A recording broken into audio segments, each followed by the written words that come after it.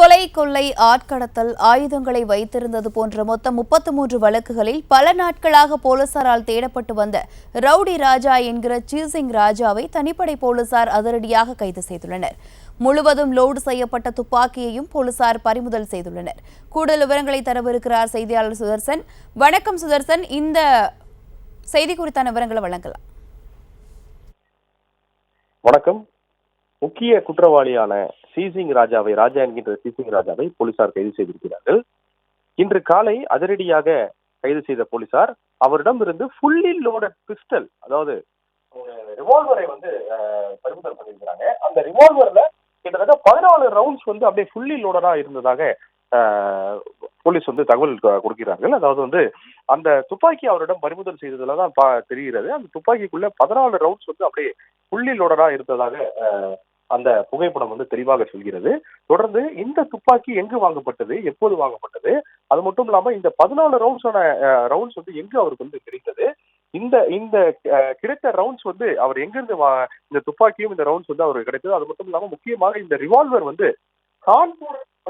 Kanpur mat அப்படின்னு சொல்லிட்டு அந்த துப்பாக்கியிலே தெளிவாக குறிப்பிடப்படுகிறது. அதாவது field and Kanpur revolver 32 inches அப்படின்னு சொல்லிட்டு இந்த துப்பாக்கியை போலீசாரோட பறிமுதல்.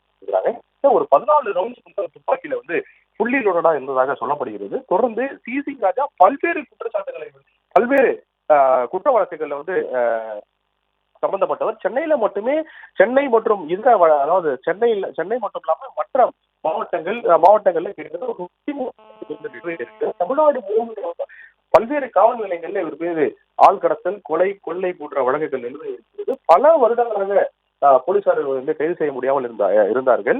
தற்போதுதான் சென்னை மாநகர தெற்கு கூடுதல் காவல் ஆணையர் பிரேமானந்த் சின்ஹா அவருடைய தனிப்படை போலீசார் தான் தற்போது கைது செய்திருக்கிறார்கள். கைது செய்து அவரிடம் இருந்து இந்த துப்பாக்கியை பறிமுதல் செய்திருக்கிறார்கள்.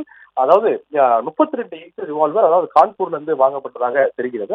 அந்த ரிவால்வர்ல எழுதப்பட்டிருக்கிறது, கான்பூர் என்று எழுதப்பட்டிருக்கிறது. அது மட்டும் இல்லாம மத்திய அரசு சிம்பிளுமே அந்த துப்பாக்கியில இருக்கிறது. கிட்டத்தட்ட ஒரு 14 ரவுண்ட்ஸ், அது 14 ரவுண்ட்ஸ் உடைய அந்த துப்பாக்கியை முழுவதுமாக புள்ளி லோடட் கன்னு சொல்லி சொல்லுவாங்க. அந்த கண்ணை இந்த ரிவால்வரை அந்த சீசிங் ராஜா அந்த பண்ணியிருக்காங்க. இது மட்டும் இல்லாம பல்வேறு துப்பாக்கி மட்டும் இல்லாம பல்வேறு பொருட்களை அவரிடம் பறிமுதல் பண்ணியிருக்கிறாங்க அப்படின்னு சொல்லிட்டு போலீசார் தகவல் தெரிவிக்கிறாங்க. அது மட்டும் இல்லாம ஏற்கனவே இவர் மீது ஆர்ம்ஸ் ஆக்ட் போடப்பட்டிருந்தது.